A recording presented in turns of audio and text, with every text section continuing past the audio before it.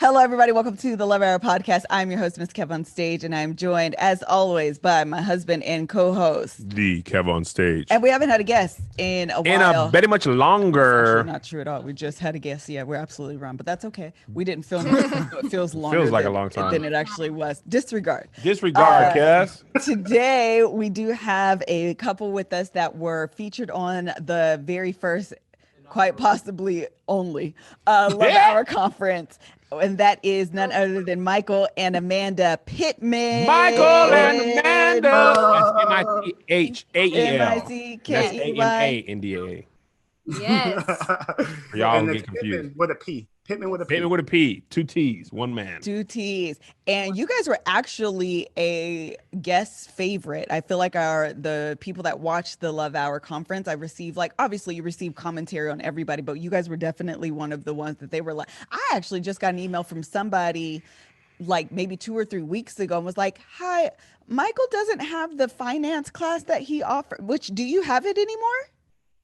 I do. And if I haven't made it I made it very public for your audience. Oh. So I told people that they had 72 hours, and then I guess they thought I was playing. Let me tell you what, people don't believe you. But if they want, because people have been blowing me up about it, I'll probably just let me know when this opens, and then I'll open it up again for a little bit. Okay. So. Yeah, they definitely, and I want to say this was in the last week or two.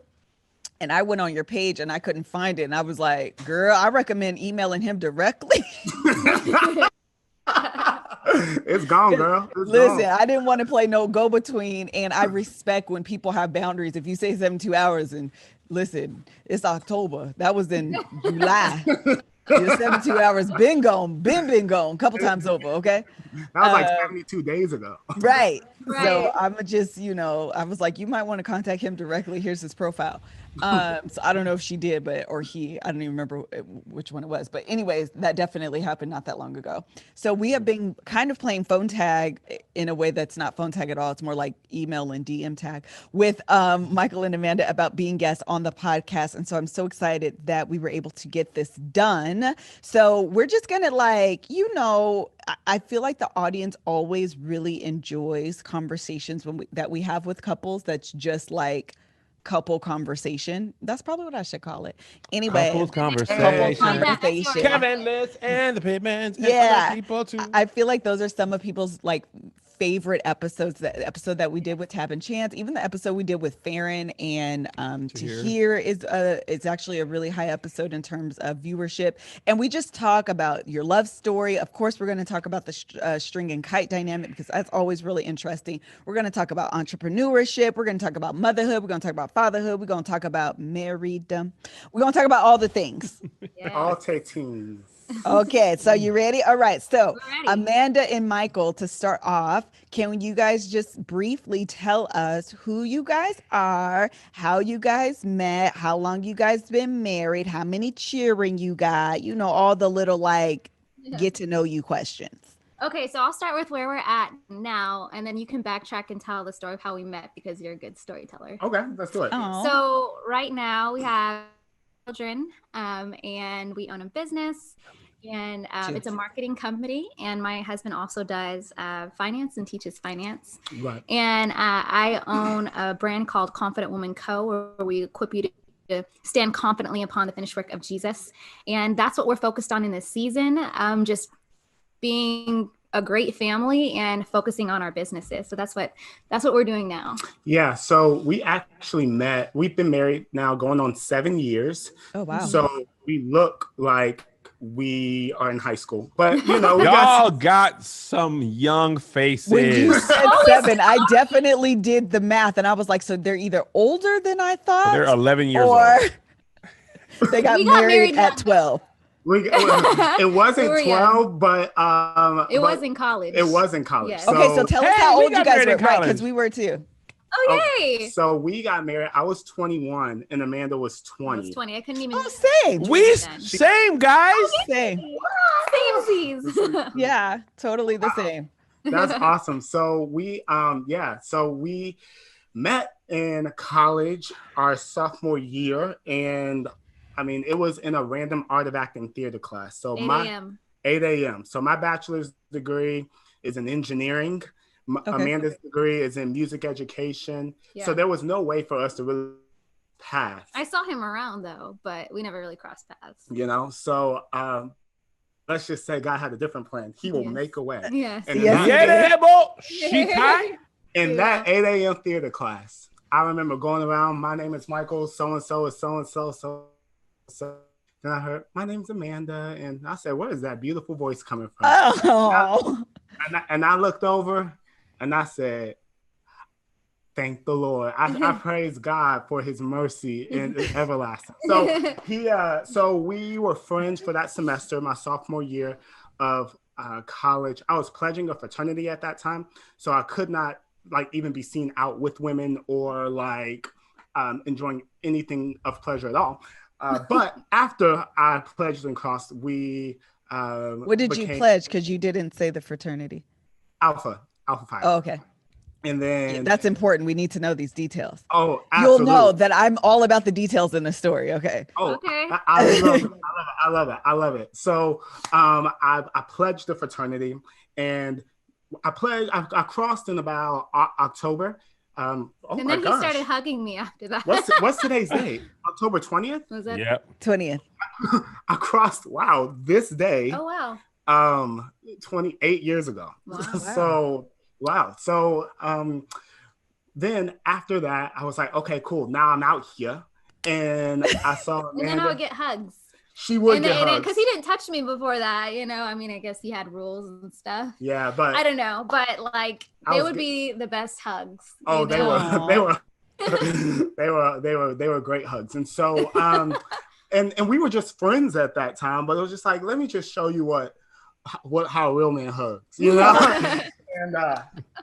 and it was crazy because like in December of that semester, I basically saw Amanda in the cafeteria and I was like, hey, we never crossed paths like beforehand, but we gonna make sure we cross paths. He was so serious about it. He came up to me and I didn't know where with this, but he was like, we have to stay friends. Like it's not an option. Wait, this is like, so this is after the theater class ended? Yes. So this was, theater class was from August until December. And so it was after. Okay. Pledged in October, right in between. So and so he was really, really serious about it. That's when I thought like, well, maybe there's something there, you know. So he was like, well, before this we didn't talk. We have to stay friends. I was like, oh, okay. He's like, no, I'm serious. We have to stay friends. And I was like, okay, cool. Well, there it is. So she left and I didn't give her my number. And then I was like, man, like I'm going home for winter break tomorrow. But if I see her again on campus, it wasn't a small campus, it was a pretty big campus. Yeah. Where did you go to college? SMU, Southern Methodist University. In Dallas. Dallas. Okay.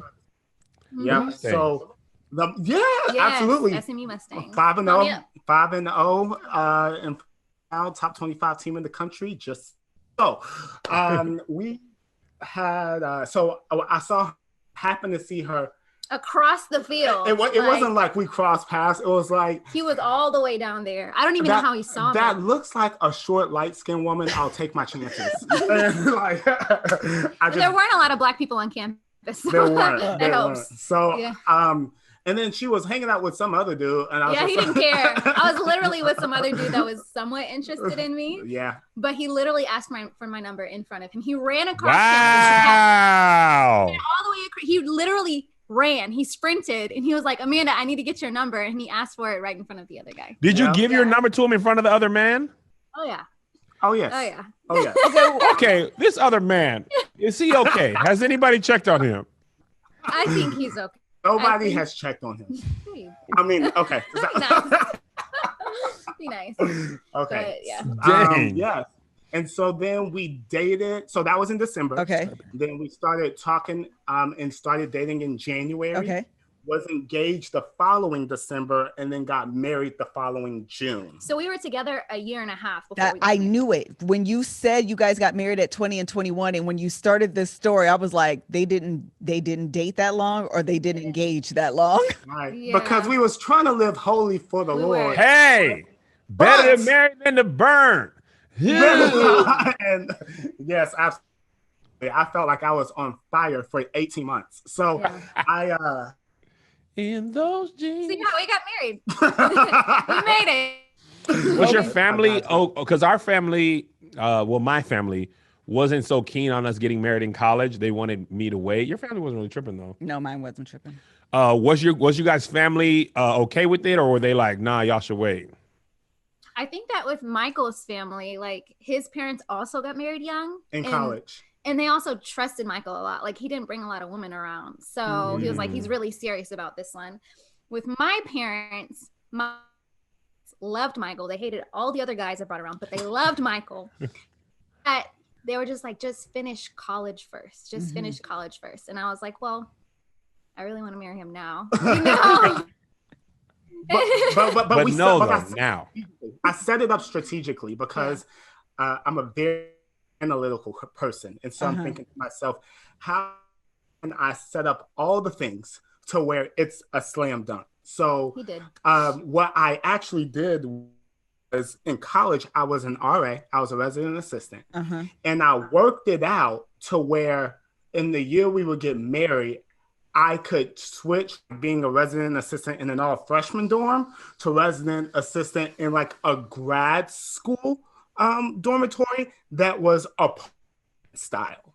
So the sales pitch is, hey, Dad, Amanda's dad, what would be great about us getting married is that Amanda graduates a year before me, so she'll be making a full-time salary while living with me, and we're in this grad school dorm, so we don't living for free. We have no rent, no water bill, no electric bill, no internet bill, no nothing. We eat at the cafeteria, food hall, absolutely free. So it's gonna be just an amazing year to set us up for the future because we'll be living for free, and Amanda's gonna be making full-time money. And he was just like, okay. Yeah. Listen, that's a solid presentation. That is a solid. Listen, I know some of your concerns: money, housing, rent. Don't worry about that. She has money. I have housing, rent, and food. We're taking care of it. Absolutely. It was a good setup. And then on the exact same day that Michael asked my dad for my hand in marriage, he came back and proposed to me the exact same day. Yeah, absolutely. I didn't want anybody to change their mind. So I just so we had lunch, and then on YouTube, like on our YouTube channel, like Michael and Amanda Pittman, the proposal, and we did YouTube videos, relationship YouTube videos, and we were doing a YouTube video like how we always do. But I don't even remember what the topic was on. Like it was just like a topic. It was a cover up because I didn't know it was coming. Sure. And then I proposed to her live right on the YouTube video. So it was great. And I think our parents were like, whoa, that was quick. Yeah, my parents didn't know. So that was going to be that day. Yeah. My parents had to like take a couple weeks to that because they didn't know he was going to propose that day. I got the yes. So, I mean, I was just like, what else do we need? But, I mean, they love him and, you know. We have an excellent relationship with one another's like in love. So we do. It's good. That's awesome. I think that there is, before I go into that, actually, I think that we should take a break to hear from the Love Hour podcast sponsors. Don't forget that supporting our sponsors is supporting the Love Hour podcast. And we always appreciate you guys clicking the link, buying the things, using our code, because it just shows support not only to us, but to our sponsors as well. So let's hear from them. All right, today we want to tell you about Magic Spoon. Listen, Magic Spoon is the adult cereal. Yes. It is what your inner kid wants, but it satisfies the mental, nutritional things that you know you need as an adult. It's as if both of those worlds became one and had a baby. That baby would be Magic Spoon. That's a great explanation of that cereal. You liked it? Yes, because it's healthy, but you also be like, this is delicioso. Yeah, it has really great flavors from cocoa to fruity to frosted and blueberry. It tastes really, really great. And again, for the adult in you, it's keto friendly. Yeah. It's gluten free, Yeah. grain free, Yeah. soy free, Yeah. low carb, Yeah. and GMO free. Magic Spoon, you have everything we need. It is a variety. Well, we have the variety pack, which is all of those which you love because it gives you the options to satisfy, again, the inner kid in you that you be like, girl, I want frosted today. Yeah. No, I want fruity. I don't care No, if I'm I almost want 40. chocolate. No. I want chocolate cereal. No. And I want it to be healthy. And Magic Spoon, you do that for me. There's 0 sugar, 11 grams of protein, and only 3 net grams of carbs in each serving. Yes. It is quite literally magical, and that's why they're the Magic Spoon. Go to magicspoon.com/love to grab your variety pack and try it today. And be sure to use our promo code LOVE at checkout to get free shipping. And Magic Spoon is so confident in their product, it's backed with 100% a happiness guarantee. So if you don't like it for any reason, they'll refund your money, no questions asked. Yeah. That's magicspoon.com/love. Love. And use code LOVE for free shipping. Love. Thanks so much, Magic Spoon, for sponsoring the podcast and satisfying the inner kid in me. Okay, and we are back. So I have 2 things to say. Thing number 1, Michael, it seems that you knew. And what's funny is that I feel like Kevin knew as well.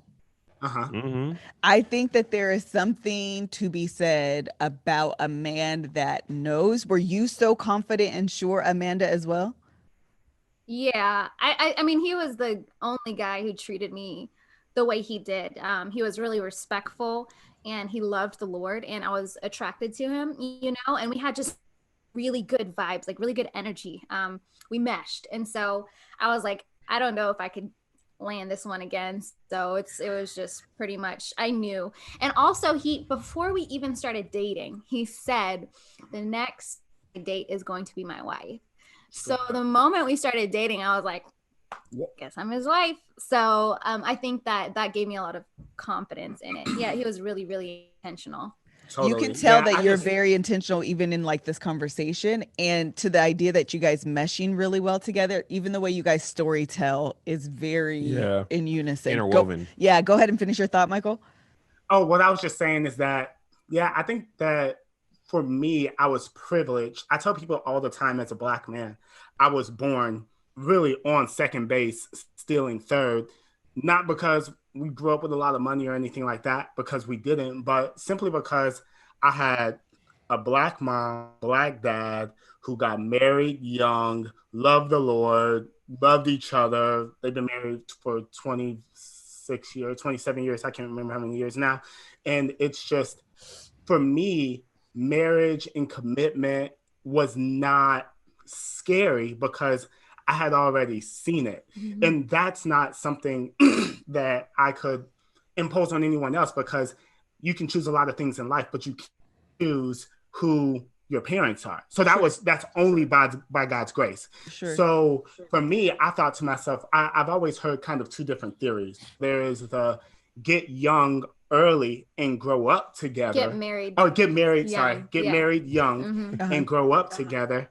Or establish yourselves, and maybe some of the hurdles financially or just in the immaturity of life you face in your younger 20s, you get married older and that stuff is kind of out of the way, but you're a little bit more independent at that time and it takes a little bit more work to come together. So I was totally familiar with both sides of the coin. I think that I just thought to myself, okay, well, if we get married young and start a family young, then by the time we get to our 40s, my parents got married when they were about our age, and they've been empty nesters since they were like 43. And me and Melissa are closing in on that right about then. I don't know if I don't think my boys gonna leave the house, but our main job is done. I know that. And you should be about 43. Yeah. Right? Yeah. Because Isaiah's in 4th grade or 9th grade, so he got 4 years left, 3 years after this.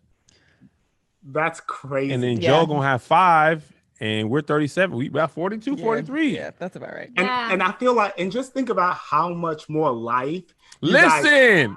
Live. Yes. Yeah. I mean, forget them kids. Y'all don't have to go on vacation with us no more. We finna go to all the places that we took y'all, and y'all made it suck. We're finna go and do it again. Y'all gone Spain. We get a meal. Can we go back to the hotel? There's no way they. I don't like the Spanish food. We need a do-over. Yeah. So, Right. Plus all them doggone years we couldn't do nothing when they were young. The thing I was about to say, when you're young though, you're also broke. Okay, so we wasn't doing nothing anyways, but raising them kids. But we couldn't even go to the doggone movies with them. No, because we needed to be at the house buying a Blockbuster movie. Buying a Blockbuster. I do have a question for you guys. So you said that you guys had a YouTube channel, even when you guys were dating. I always think back, and I'll let you guys give your perspective on this. I think back to when Kevin and I were teaching marriage enrichment at our church when we were very newly married. And I think to myself, as much as I thought I knew, Chad, you really knew nothing. Okay. I feel like only time really teaches you, and that's not to say there's not really great wisdom that you can offer at very newly married or at a young age. That you absolutely can, but I believe that wisdom is very secondhand, meaning it's either been what you've read or what you've been taught and not what you've experienced. And so what I teach from today is from experience. Those revelations are conversations I've had with myself. Yeah. So it's a little bit different. And so my question, do you guys still do like marriage ministry stuff? And then have you ever gone back and looked at those videos and been like, girl, if you knew then what I know now, you probably would have shut up. So I would say we don't do as many relationship videos anymore because I feel like our life kind of works in various phases. Yeah. Where it's in this season focused on relationships. Fourth season we were focused on ministry. Now we're focused on entrepreneurship and family, and so we have integrated those things within our YouTube channel. But that audience was really built then for the content we were producing at that time. I really appreciate what you said when it comes to like what you say now may be based off of what you've read or what you've heard. And then there's a different type of teaching anointing that comes with talking through what you've experienced. Absolutely. It's interesting though, because I think that for us, at sometimes we probably came off a little bit more authoritative than we should have been. But in many times it was like, hey, just trying to figure this out. Yeah, we're taking you along the ride with us, kind of just sharing our journey, what we're learning and working for us. And I think during the time, the motivation behind it was we didn't see anybody trying to date anywhere, like especially the campus we were on. It was very much so like party culture, hookup culture, like at Southern Methodist University. Oh yeah, the Methodists just own the land, baby. Wait, and you guys said this was in Dallas, Texas? Yeah. Southern that sound like Mississippi. The SMU. Y'all wasn't doing none of that Methodist, huh?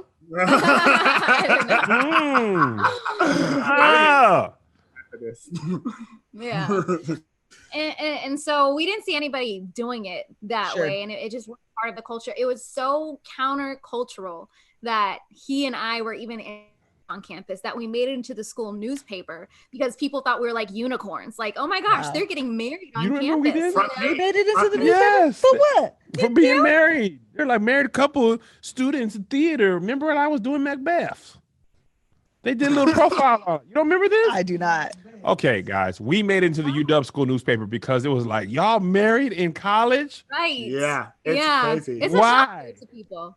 Yeah. It's crazy. So I think that it's helpful. This is something that's like applicable to even like business and entrepreneurship. In fact, and you segue us there because I know you guys are also doing entrepreneurship. So I definitely want to talk about how entrepreneurship as a whole affects and impacts your relationship. But continue your thought. Okay, cool. So like for instance, let's say somebody wants to start a business. They have an area of passion.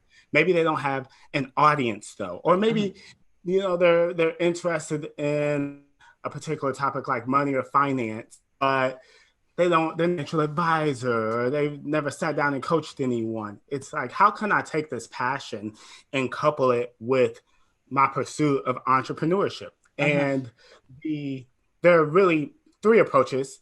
There is one that they wouldn't take, which is the expert approach. So if somebody was interested in personal finance, Dave Ramsey is an expert. He's built this. Oh, I've seen your post on this. Continue.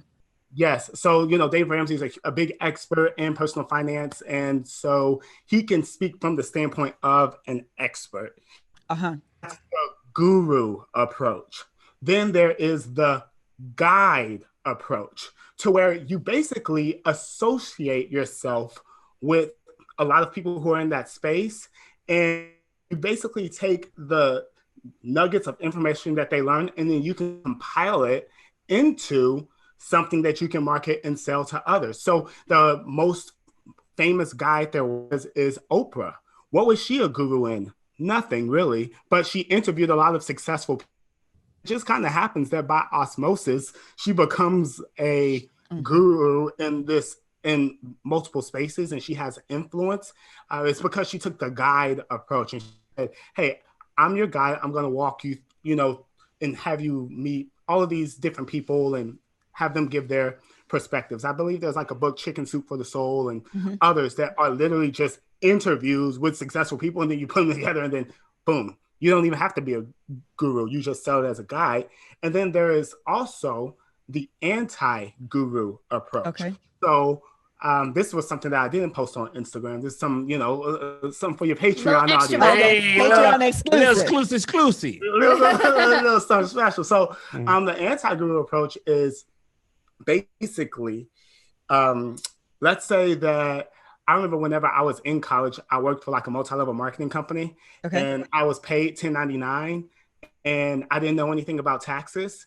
And so I didn't pay no taxes because I was just like, I'm in college, like that. This doesn't matter. Yeah, it does for all of those listening.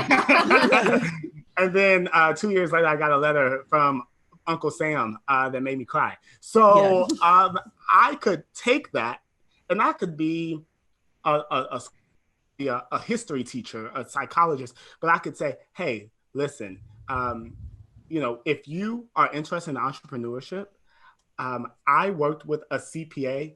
I owed a ton of money to the IRS, but I worked with a CPA. They taught me some tricks and tips on how to get that bill down, and they taught me what to do for the next time. And I put it all in the book for you, so that way you don't make the same mistakes I made. Sure. That's the anti-guru approach. You can sell that. And so when me and bring it back around. Yep. And so when me and Amanda were talking about relationships and stuff that we learned in premarital counseling class or whatever, or from a book like Purpose Driven Life, it wasn't from the guru approach, or it was somewhat from the guide approach, but it was really like we really wish that we would have done this better. And so here's what we've learned from other people, and we hope that this helps you too. And that's still just as impactful as if we were, self-proclaimed gurus on the internet. So I hope that kind of helps. And it did. I actually thought that was, first of all, a phenomenal explanation. And you've put titles on things. It helped me because I'm what? No, I know what you're about to say, but go ahead. I'm very often, and it's very easy to discount yourself. I'm talking to yourself would be me. You don't have the education and the 3 letters behind your name, or the formal certification or the training or whatever have you. And what you're essentially saying is that there's value in however you package the information that you have, there's value in that. Yep. Totally. Yeah. I would say that you can move into different phases over time. Sure. So while you may not be a guru today, if you take the anti-guru approach, well, then over time you're learning all this information, and then you say, man, let me get some of this information I'm learning from these guides, and then kind of take the guide approach, and then let me implement some of this information for myself. Wow, this worked for me, that worked for me.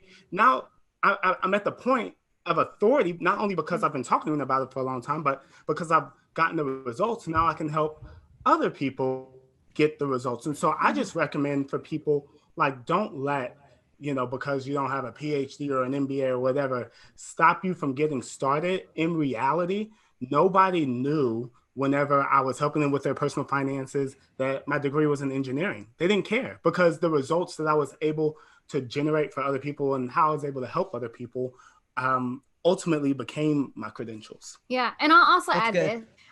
I think that, well, at least for me, for a long period of my life, I discounted myself because of my age. Mhm. I've always been the youngest, you know. Mhm. I was the younger sister, always a grade ahead in school. So I was younger than everybody else was getting their driver's license. I wasn't yet. And so I always had this mentality of, you know, who wants to hear from me? I'm the youngest. Mhm. And one thing that really shifted my perspective that Michael really instilled in my mind is that if you're good enough, you're old enough. Mm-hmm. And if you're good enough, you're old enough, if you can get people the results, or if you could take the anti-guru approach or whatever it is, it's still valuable. There's a scripture that says, don't let people look down on you because you're young, but set an example. Yeah, boy.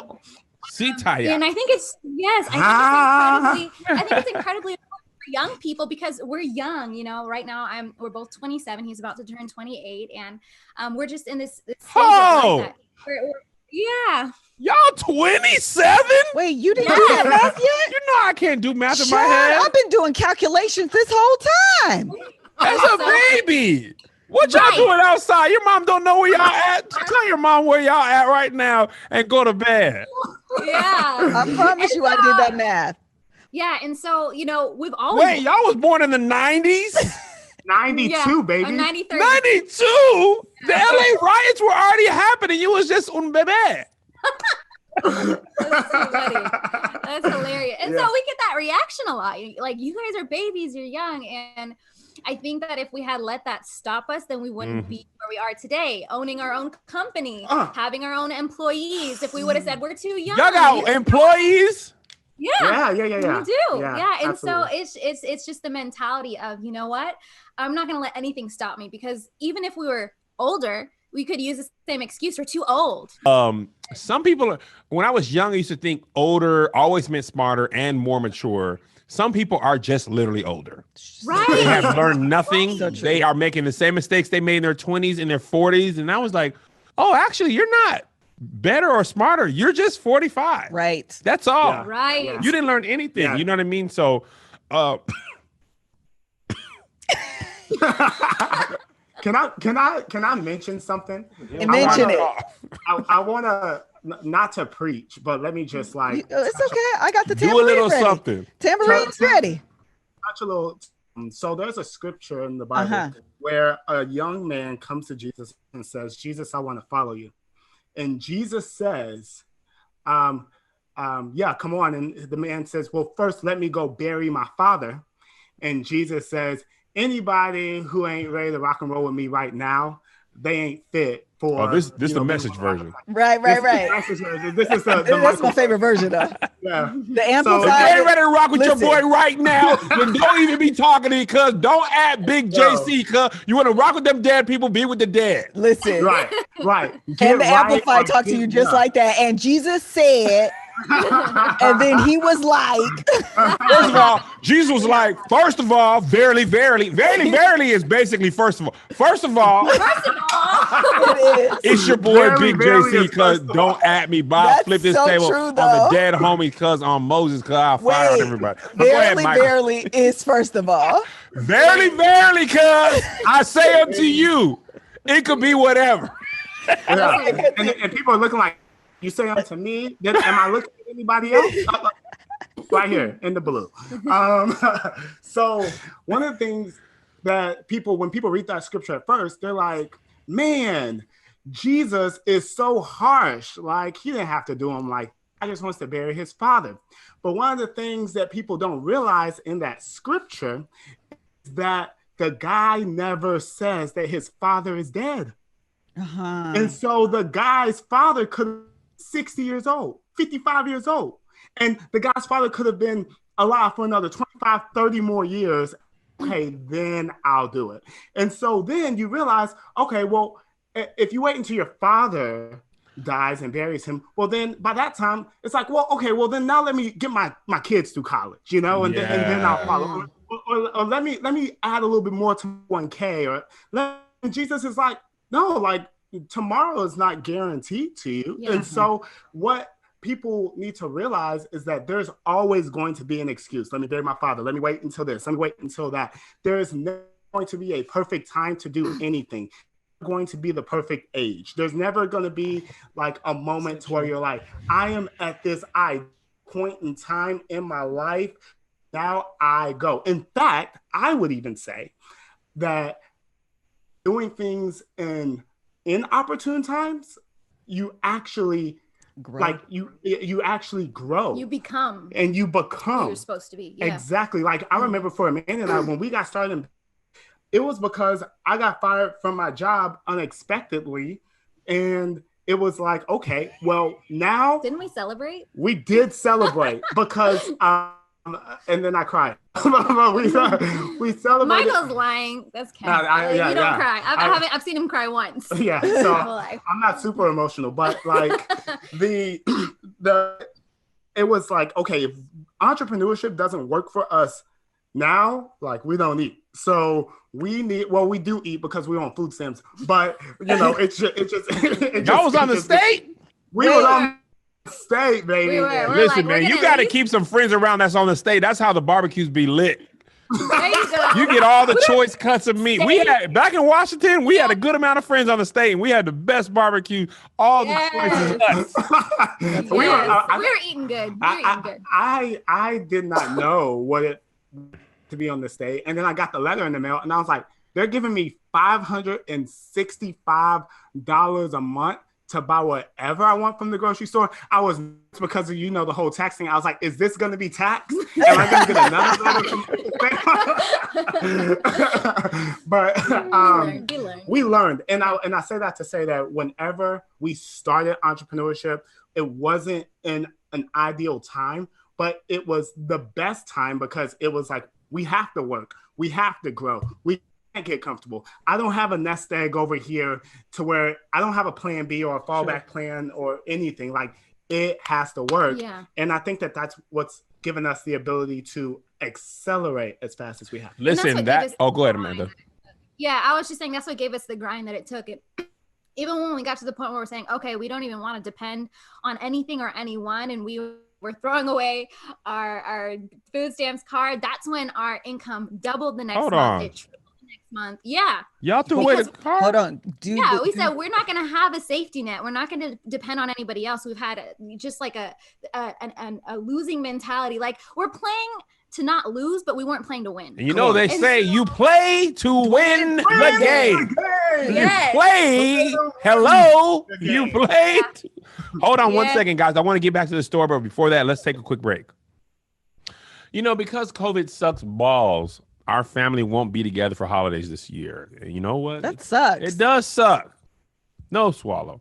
But I found a way to bring us all together safely, a hand-painted compilation portrait from Paint Your Life, and it makes the perfect gift. Listen, I love pictures. You do. I love painting. I've got a whole art wall right behind me, and we have our Paint Your Life. I got one of me and Melissa. I got one of me and the boys. I got one of McKinley. The one with us and the girls is from Paint Your Life. Yes. And it's always up in my office. It's up right now, and it's always going to have a place there. And because I like getting a professional hand-painted portrait created from any photo at a truly affordable price. You can send any picture of yourself, your children, your family, special place, or your cherished pet, a dog, a cat, a little rat. Or you can bind those photos into one painting. Choose from a team of world-class artists and work with them until every detail is perfect. You can order a custom-made hand-painting portrait in less than 5 minutes. Quick and easy process. Get a hand-painted portrait in about 3 weeks. A meaningful personal gift that can be cherished forever. Right now at paintyourlife.com. There's no risk. If you don't love your final painting, the money is refunded, guaranteed. And right now, as a limited time offer, get 20% off your painting. That's right. 20% off your painting with the code. 20% off and free shipping. To get the special offer, text the word hour to 64,000. That's hour to 64,000. Once again, text hour to 64,000. Paint your life. Celebrate the moments that matter most. And now we want to tell you about Honey, because listen, honey, I am doing all of the online shopping there is imaginable. No one's going to the stores. Stores are actually overrated.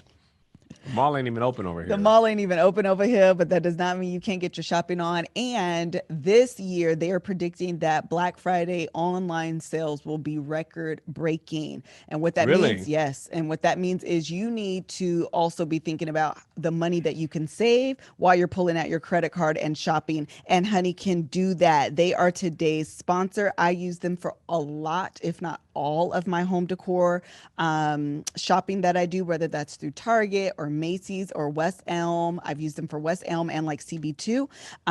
You just download Honey as an extension on your computer. And when you go to the site, they'll apply any coupons that are available. They automatically check if it is the highest coupon. They say, girl, we saved you the most money. This is how much we're saving. It's like your best friend that like knows all the saving tips. Okay. It is very simple. If you have a computer, Honey should be on it. It's free and works with whatever browser you use. And you can get Honey for free today at joinhoney.com/love. That's joinhoney.com/love. Love. Okay, we're back. Thank you guys so much for supporting our sponsors in the show, because if you don't, we're going to be on food stamps.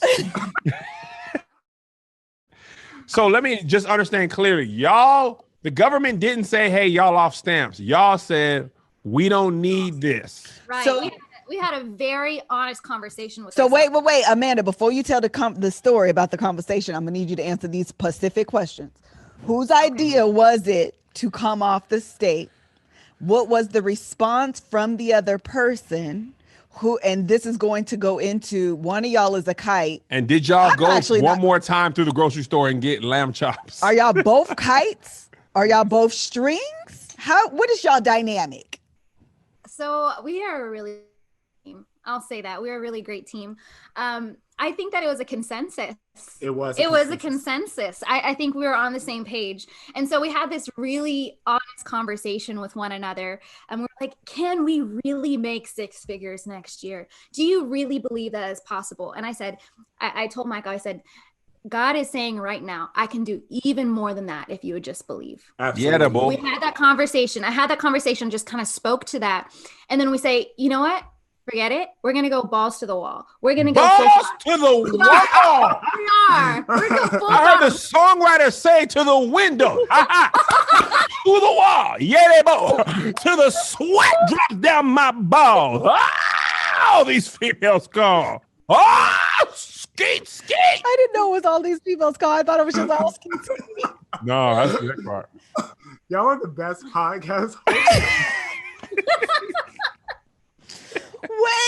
Wait, Amanda let me tell you what I love about you guys in real life that I'm noticing, and I'm really, really enjoying this, that when you're talking, everything is a we conversation. When you're talking, I'm having a hard time, and I realize I'm always like analyzing people. Like, let me put you and figure out who you are and how you work. Let me put you and figure out how you work. And I'm having a hard time doing this. The reason why is because the way you guys tell a story, it's not from perspective. It's from a we standpoint. Yeah. Does that make sense? Yeah.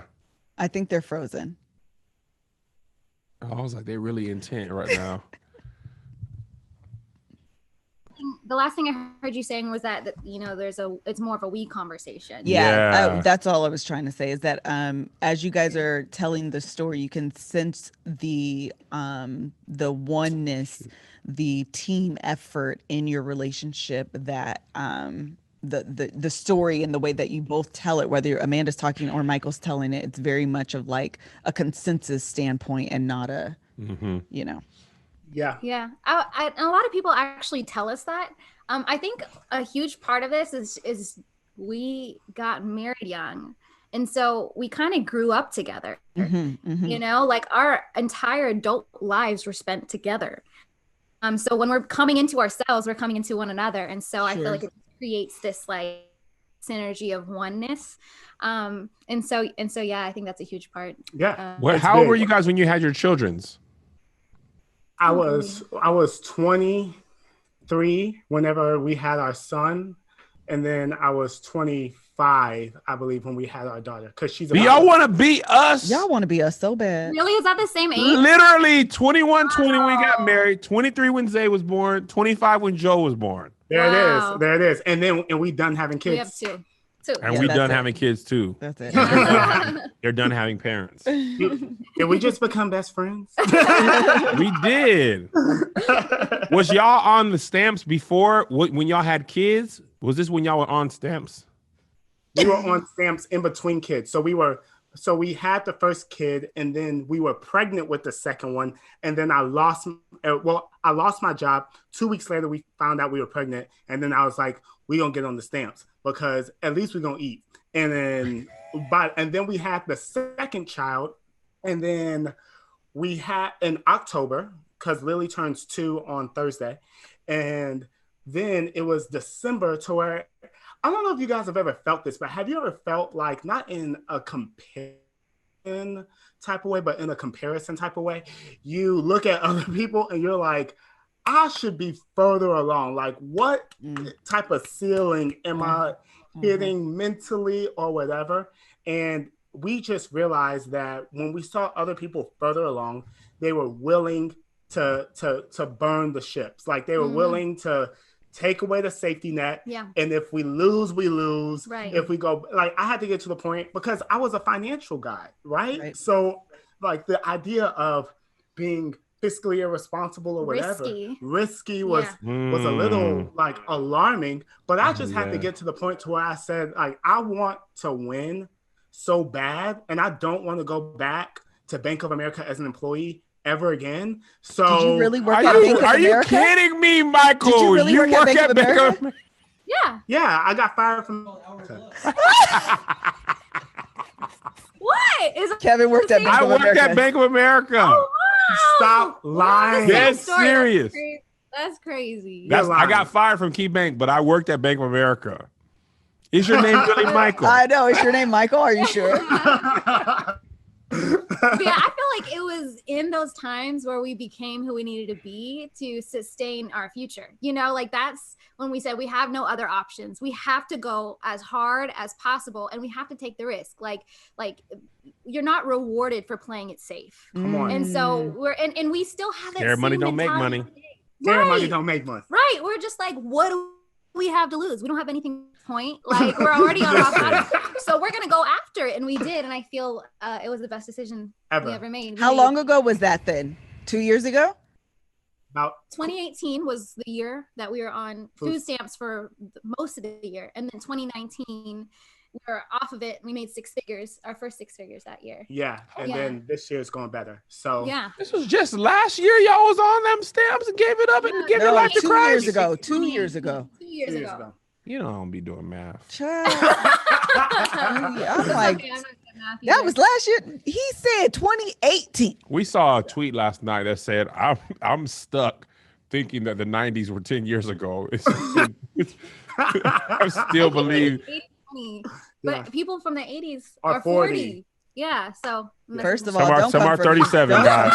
Some are 37. Take it easy. First of all, everybody simmer down. People from the 80 are 40. Yeah. From the 80s. Yeah. I have a question. Oh, go ahead, Michael. Go ahead. I was going to just say that I think that people would be so amazed when it comes to entrepreneurship, how much faster you go.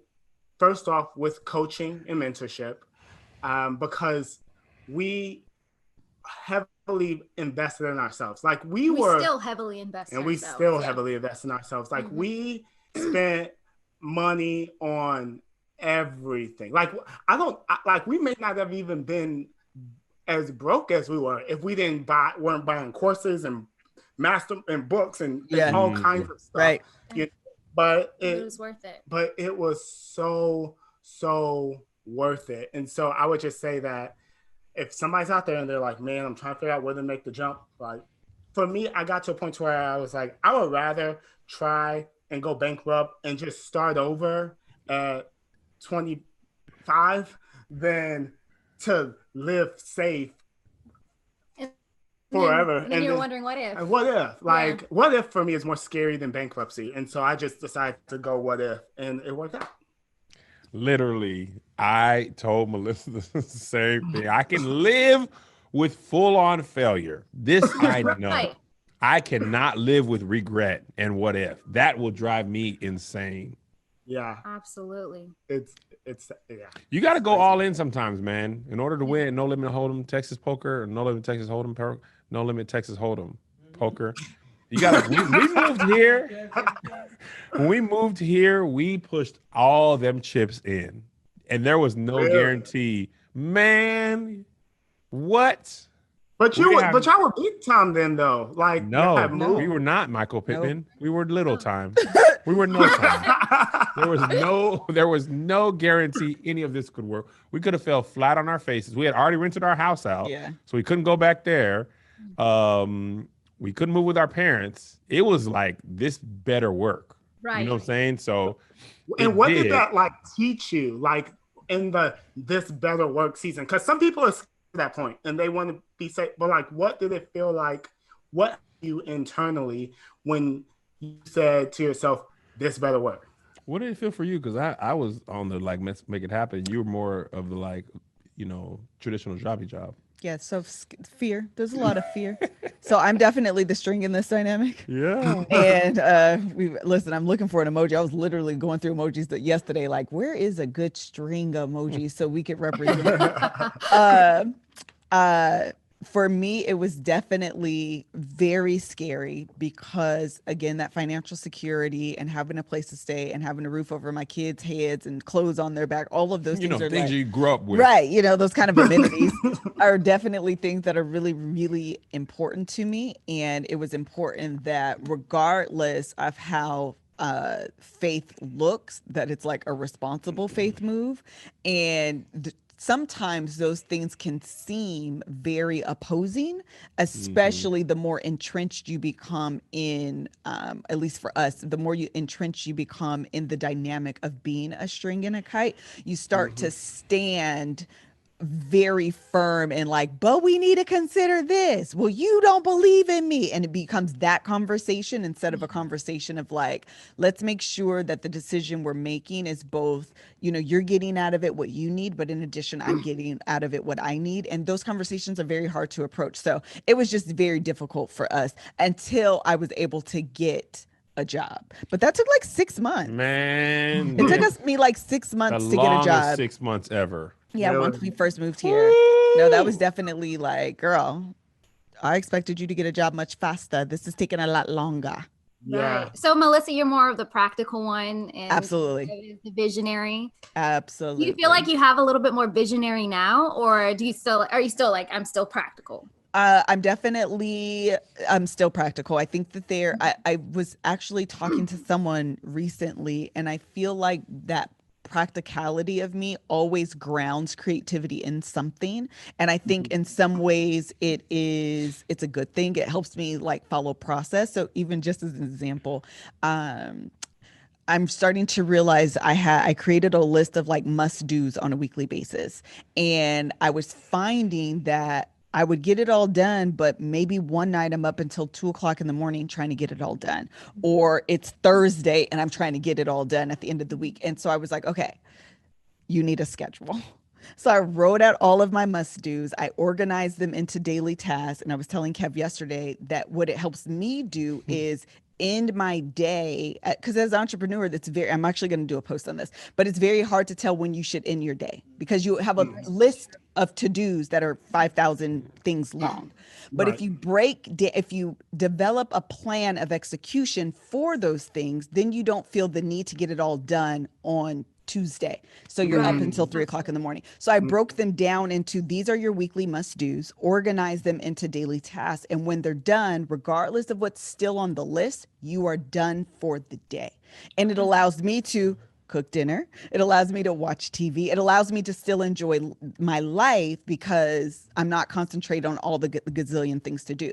And so to me, that's my 9 to 5 kicking in. It's the organization piece. It's reminding myself that I have a job description with things I have to get done. And that's what I would do at work. On Tuesdays, you're going to check this. On Wednesdays, you're going to do this. On Thursdays, you're going to do this. And on Fridays, leave that free for just in case things didn't go the way you plan. And that's what I've done. And that's the, like, again, the 9 to 5 in me that has to ground this entrepreneurial, creative world in something that's very practical. So, and on that note, hold on, we should take a break and hear from the very last pieces of sponsors for this episode right now. Is your penis soft and you need it to be hard to throw it into some WAP? Well, Blue Chew's got the thing for you. You can't go into that WAP on soft. You need to go in hard, rock hard, más fuerte, strong peen in a smooth vagine.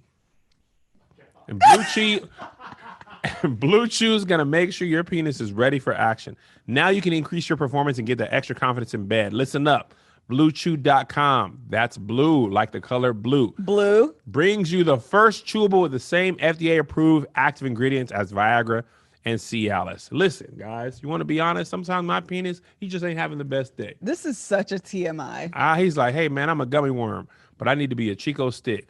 And I take a Blue Chew, and he's like, I am hard. I am hard. I want coochie. And then the coochie's like, oh, yes, this is the penis I recognize. Not a little baby soft peen, a strong masculine peen. And that's Blue Chew. Blue Chew is prescribed online by licensed physicians, so you don't have to go to the doctor's office or wait in line at a pharmacy, and it ships right to your door in a discreet package. They're made in the United States of America. Go USA. You know what USA is? Red, white, and Blue Chew. And since Blue Chew prepares and ships direct, they're cheaper than a pharmacy. No awkwardness, and you don't have to leave the house. Right now, we got a special deal for our listeners. Visit BlueChew.com and get your first shipment free. Free. When you use our promo code LOVE. Love. Just pay $5 for shipping. Again, that's BLUE Chew.com. Promo code LOVE. Love. To try it for free. Blue Chew is the better, cheaper choice, and we thank them for sponsoring the podcast and sponsoring our erections. And remember, when you support our sponsors, you support our show and you support our penises. So please be sure to use the promo code LOVE at BlueChew.com. Get the cum you deserve. And we're back. Go ahead, ask your question, Michael. So I have a question for you, Melissa. Like, for you. Hey, we supposed to be interviewing y'all, but ask your question. I'm just playing. Go ahead. So, because you were talking about entrepreneurship and breaking things from goals into tasks into daily deals.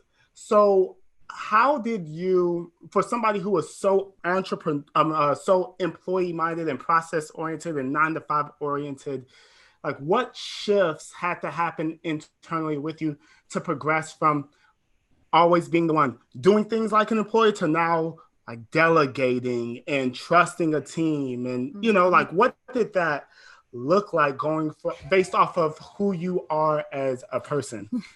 Hi, Michael. I never said I delegate. Hi, Michael. I never said I trusted a team of people. I was like, Michael, you believe in her, man. That is cute. That is so. I just see that you guys got people up there now filming you and shooting you, and Melissa's on. She's on Instagram saying this person styled me. This person. Okay. So this is what happened with that. This is what happened with that in real life. So I wasn't going to hire a stylist, and anyone in the comments right now that's part of the book hub knows this. I was not going to hire a stylist. The reason why is because I've had very bad experiences with stylists. So I was like, I'm gonna just do it myself. Like I know what I like. Even my makeup, I was like, you can hire a makeup artist, but every time, sometimes it's hit or miss, or they leave, and you be like, let me add this and let me do this because I like it like this instead. So I was like, so what I'm gonna do is I'm gonna style myself and I'm gonna do my own makeup. And so I was meeting with the girl who was doing the set design, which low key, I was like, I don't even need a set designer. Like, this is so dumb. Cause again, I'd be thinking I could do all the things. So I hired her and she was like, Melissa, you really should consider hiring a stylist. And I was like in real life, I'm really hesitant. These are the reasons why we just discussed. So I met with the stylist. I stalked her Instagram. I stalked her portfolio. We had like a 45-minute conversation.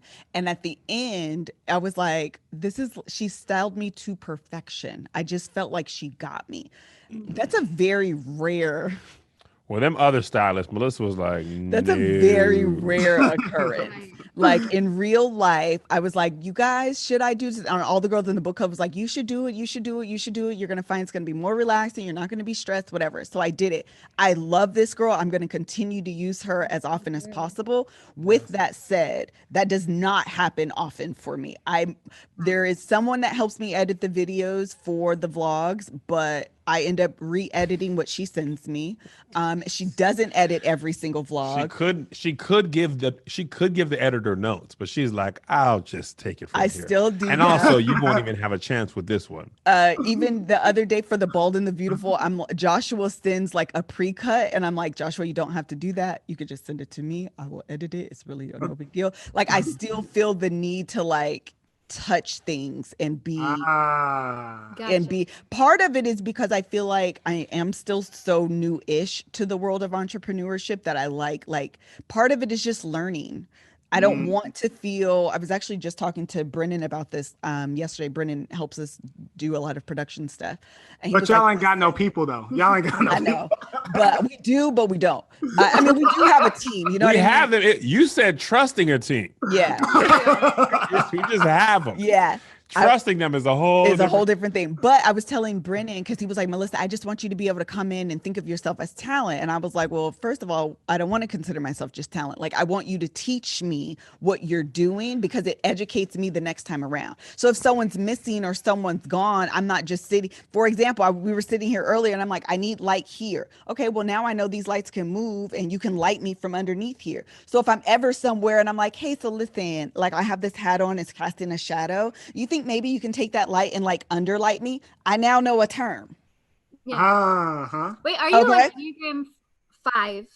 Girl, I'm gonna tell you because I wrote it down because I'd be forgetting. I want to get them on the show. What she be talking about, but she don't be knowing what she be talking about. I be saying the things, I just don't be knowing I be saying the things. Yeah, light, down some light from underneath, but you be getting it like, I'm dark here, do not make that. Okay, I just want to say something real quick. I'm a 6'5".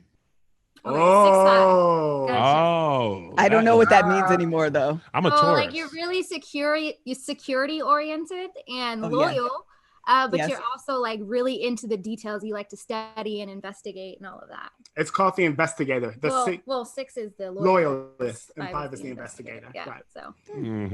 Yeah, that's me. This is totally random, but this is one of the funniest comments I've ever seen. Our Patreon is watching this live, and I know this is completely off topic. Please don't be upset. I'm not.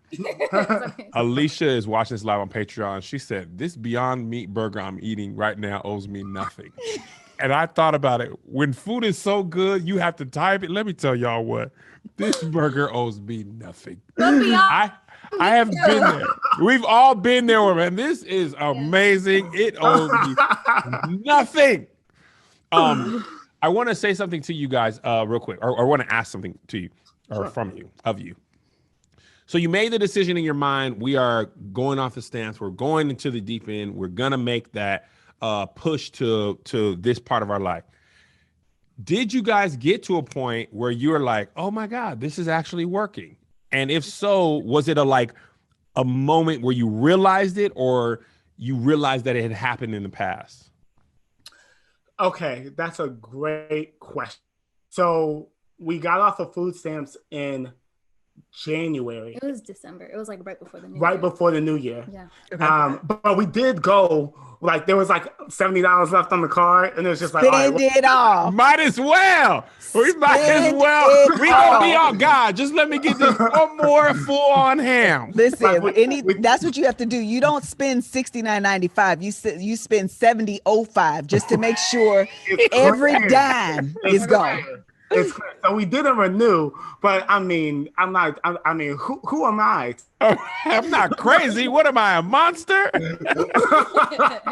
And so that was in January, and that's kind of when I feel like we really, got off. But one of the things that we did was what Amanda will say, like our income doubled from January to February, then it doubled again from February to March, and then in March, April, we made the most that we had ever had beyond March, and from there, it's just been like Steadily smooth sailing. But some people may be thinking to themselves, okay, but like, what did you actually do to double your income? Yeah. So what we did was we were full-time parents watching our child all of 2018 while Amanda was pregnant. So we were doing the full-time parenting thing, full-time entrepreneurship thing. We felt like we didn't have enough money to do childcare. So we're just going to do childcare ourselves and then try to take turns. And what we realized was actually costing us money. And so we decided to take some money that we didn't really feel like we had to buy ourselves time to hustle and work in January. And then that proved out in February and March. We got to April, to Kevin's question, we felt like, okay, we're at a point to where we're making this amount of money. I used to make this at the bank. Like, we're at a point to where it doesn't, like, it would be financially irresponsible for her to go back to a 9. And that was like the first moment that felt like, wow, that feels good. And can I tag on something? Sure. And so just to interject, because this is a very important detail, whenever we started hiring childcare, we started with 1 day a week because that's what we could do. And that 1 day a week was not a day to work. It was not. That 1 day a week was our date day. Oh, and we said, we don't have much, but the little we do have, if we're going to go all out, we're going to invest in our marriage. And so that's good stuff, Amanda. Yeah. So we paid so that we could have childcare, so that we can go on. And us going on dates is what gave us the synergy to idea generate and have what it took and have even the mental capacity to make it the rest of the week. And so we started making more simply because we were on the same page.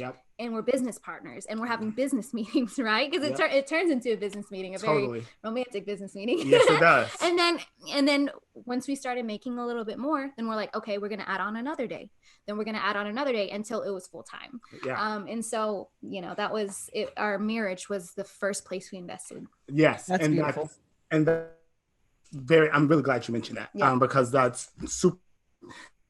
What you realize is that you don't have to maybe work as much. I mean, there's a term, work smarter, not harder, but you have to have the ability to think in order to be smart. That's a great point, Amanda. Got to April, and then we were making money. Things were going really, really good, but they were still kind of like up and down, as entrepreneurship always is. And what shifted the dynamic was when we started landing corporate contracts. So we don't have a lot of direct to consumer, like B2C, business to consumer sales. Like, we are, like, our work now, we're a marketing agency for other companies that don't have marketing. So then it gave the ability of monthly revenue that was predictable and recurring. Yes. But at a large enough amount and at a great enough freedom, because they're paying the business, not us, right? To where now it feels like, whoa, like this feels like something that we could scale and sustain with the right team and the right people, because it's not just, let me run this program or do this influencer campaign, or it's like, these are kind of set SOPs, standard operating procedures that we can walk through on a day-to-day basis that give us what we want out of life and allow for us to expand and grow. So I feel like if I were talking to Michael back in 2018, I would say, love on the Instagram audience, love on the Facebook audience, like continue to provide value on social, but don't underestimate the value that your skill set would be able to provide to a company in the form, not as an employee, but in the form of a service that you provide to them. Right, a business to a business. Yeah. Business to business, and government too, eventually.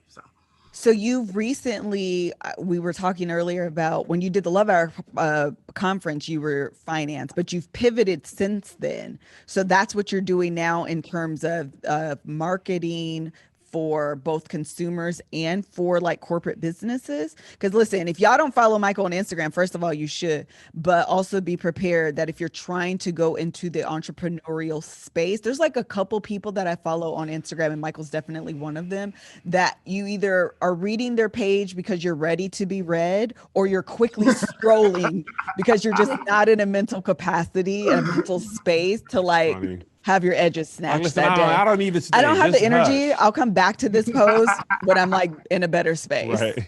Bookmark it. So here are the verticals of our business. Okay. So we have one vertical of our business to where we do marketing and media for companies. So if a company is like one of our companies is not Home Depot, but they are like a subsidiary of Home Depot. They're a flooring company, and it's email campaigns, social media, blog writing, video creation, content creation, all of that. And we have another company that's a nonprofit where we do like SEO and Facebook ads eventually and different things like that. That's one vertical. Then for my online financial school curriculum, I actually licensed that out to colleges and universities. So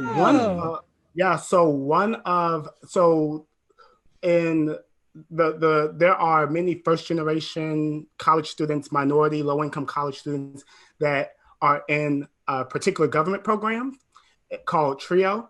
And that government program mandates that that they provide support for students on campus, but it mandates that there is a financial literacy curriculum for those students. So they have to find a provider for that. So I have like financial literacy curriculum that I've licensed to University of Florida, Florida A&M, Santa Fe College, Eastern Florida State. I've been working in Florida, obviously, for those. So that's another vertical of the business that of like licensing, business to business, business to government, whatever.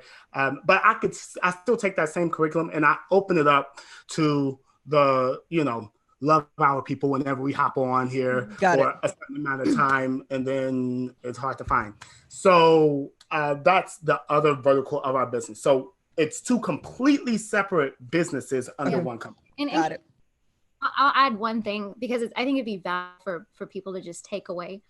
The things that we teach now and the things that we provide for businesses now are the things that we learned in the trenches. They're the things that we learned, like we learned how to become really great marketers when we were investing in ourselves in 2018. And it's paying off now because now we run marketing for companies and they pay us well for that, you know? And so it's like, it's the things that you learned then that are going to pay off in the future. And so like, don't discount any of it. It's all part of your story. It's all going to be used. Amanda's over here adding titles and transitions and effects in Final Cut Pro.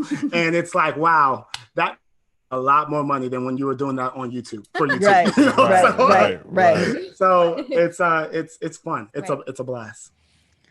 Anything else? This was great. Yeah, there's a lot going on here. I wanted to end off on, this would be really great. What pieces of advice do you have to any couples out there that are maybe they're newly married, similar to your story, our story, and they feel like they are in the trenches trying to figure it out? Maybe either you probably didn't even get fired. You may have just been laid off, furloughed, whatever, because 2020 has dictated these are the type of things that people are experiencing more and more. What advice would you give them knowing your story and where you are today? So what I would say is the first thing I would look for is the first thing I would do is just encourage them and let them know that we talked about going through the trenches. Y'all talked about going through the trenches. So many entrepreneurs that I know that are successful talk about going through the trenches. And it's simply just, I feel like paying your dues in a way. And that if you just stick with it and don't give up, like, and I sounds so cliche. I almost didn't say it because it sounds so cliche, but it's like quitting. Like if they're an entrepreneur, quitting doesn't make anything go faster, and it doesn't make anything easier. So you need to just understand that you're not in the position that you're in because you're incompetent or that you're not good enough or anything like that. Some things just take time, even if you're doing the right things. Like Warren Buffett has a funny financial quote that says, you can't get 9 women pregnant at one time and get a baby in 1 month. Like some things just take time. So some things just take time, and to be patient with yourself. That's what I would say. What would you say? I would say have faith. Have faith. Yeah. And have confidence that you're gonna see it through. If you're double-minded, it's not gonna work. You have to have that faith. Like God is on my side, and I commit everything to Him. He's gonna establish it. And if I seek Him first, then everything else. And I think that when you have that foundation, you can always say it doesn't matter if anything and everything was taken away from me, I would still lose nothing because I still have everything. And when you have that mentality of I have nothing to lose, it gives you greater capacity for faith. And it's not faith if you have the blueprint. It's not faith if you see everything in the future. And it's a substance of things, the evidence of things that are not seen. And so you just have to have the faith and the confidence that you will see it, and speak that over yourself and truly believe that. I know that I had to go through just a lot of personal development to become the type of person to say, like, I am the type of person who will deserve whatever comes because I've worked. And I think sometimes we have this sheepish mentality of, oh, I don't really deserve anything, or I'm not, imposter syndrome. And you have to say, no, I've worked for this, and I have a God on my side, and I'm a child of God, and he's going to see this through. And I think that having that mentality, that confidence and that faith, I really believe that that's what you're going to need in order to get to the other side and to sustain you. I will also say too, there's a phrase called be, do, have. So some people think, for instance, that if I just had $1 million, then I would have no other worries in the world. But there are people who make money in the NBA and NFL and Hollywood, and they make millions of dollars and go broke. Not because they didn't have, but because they weren't who they needed to be. And so focus on becoming who you need to be in this season. Then when you know who you are, you'll know what to do. And then once you do the right things after becoming a person, not only will you have what you're looking for, but you'll also be able to sustain it and enjoy it. And because some things that look like blessings are actually just curses with a ticking time bomb. Like if you're not the type of person that you need to be, then develop into that. Have coaches, have mentors, have groups, have people around you that think big, that aren't limited by, the thinking that Christians shouldn't be able to make money or crazy things like that. Like your network will determine your net worth, and that is going to play a big part in who you become. That was good. It was great. Anything else you would like to add? Please make sure that you give get your final thoughts, and then give people your Instagram. And if you're still on YouTube, you can give that information out as well. Sure. So my final thoughts about everything that we said are just letting people know, if they want to be in the game of entrepreneurship, that you can do it. No, people have this idea that what they see, people see what other people are exuding on the outside, and they're comparing what they see to what they feel on the inside. And thus you're internal to other people's external, and you think that because they are exuding that external, they're not dealing with the same internal. Yep. So you don't feel like you're fit to do what they're doing, right? Or fit do whatever God's called you to do. And I just want to let you know that everybody, has times in which they feel insecure, unsure, and it doesn't affect, and if they don't allow that to affect the action they take moving forward and becoming they need to be, that's what makes them successful, not some internal feeling of security and competency. So I would just say that, and that I'm super grateful to be here. You can find me on Instagram at Michael J. Pittman. You can go to here. Let me give you your Love Hour people this as well, since you asked at the beginning. Go to the onlinefinancialschool.com. Okay. And then if you go and you I'll send me an email on when y'all decide to open the podcast up, and I'll open up the school for your audience for free for 30 days, like how I did, and I'll do that. But that's where you can find me on Instagram at Michael J. Pittman or at theonlinefinancialschool.com. Okay. Yeah.